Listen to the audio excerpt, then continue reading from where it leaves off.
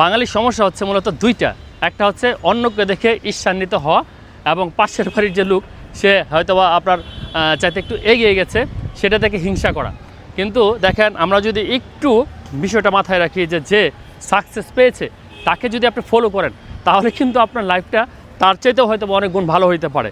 কারণ কি, দেখেন যে আমাদের যে সমাজ ব্যবস্থা, সেখানে কিন্তু এটা কিন্তু ভাই শিক্ষার একটা ব্যাপার।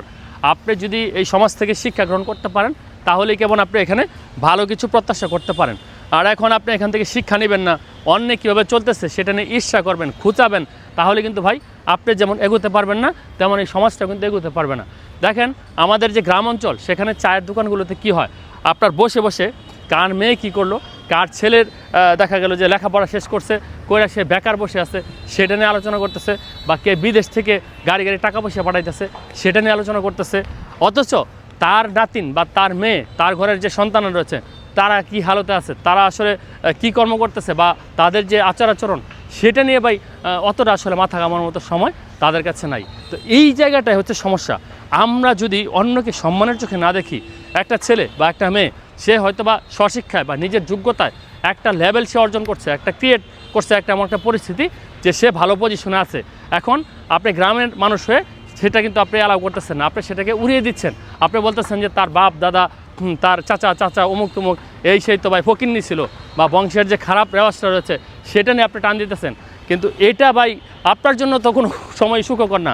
যাকে নিয়ে আপনি এই ধরনের মন্তব্য করতেছেন, যাকে নিয়ে এই সমাজে সেটা টান দিতেছেন, সে কিন্তু ঠিকই তার জায়গায় প্রস্ফুটিত, সে কিন্তু আলোকিত, সে তার জায়গায় ঠিকই সম্মান পাচ্ছে, বা সে সেভাবে আলোকিত হয়ে যাচ্ছে।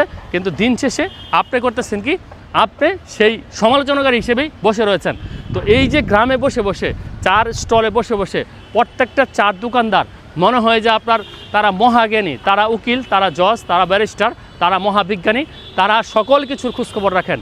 তো এই খোঁজখবর বাদ দিয়ে যতদিন পর্যন্ত আপনি আপনার নিজের সমালোচনা করতে না পারবেন, যতদিন পর্যন্ত আপনি আপনার ফ্যামিলির সমালোচনা করতে না পারবেন, আপনার ফ্যামিলির, আপনার নিজের, আপনার যে পরিবার রয়েছে তার ভিতরে কি দুষ্গুণ রয়েছে সেটা যতদিন পর্যন্ত আইডেন্টিফাই করতে না পারবেন, ততদিন পর্যন্ত আপনার যেমন উন্নতি হবে না, তেমন এই সমাজেরও কিন্তু উন্নয়ন হবে না, উন্নতি হবে না। সর্বদা আপনি পিছিয়ে পড়ে থাকবেন।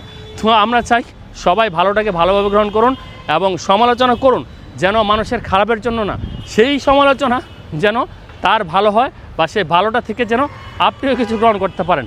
এখন একটা ছেলে হয়তো আপনার এলাকার সে ভালো একটা পর্যায়ে চলে গেছে, সেই জায়গায় আপনি যদি তাকে ফলো করেন বা আপনার সন্তানকে তার মতো হতে বলেন, সেটা ঠিক আছে, কিন্তু তাকে ঈর্ষা করে নয়, তাকে ঘৃণা করে নয়, তার খারাপ নেগেটিভিটি, তার বাপ দাদা 14 গোষ্ঠী কী ছিল, এগুলো নিয়ে আলোচনা করে আসলে কেউ কখনো সফল হতে পারে না। সুতরাং ভালো হওয়ার চেষ্টা করুন, এখনও সময় আছে, নিজের প্রতি খেয়াল রাখুন।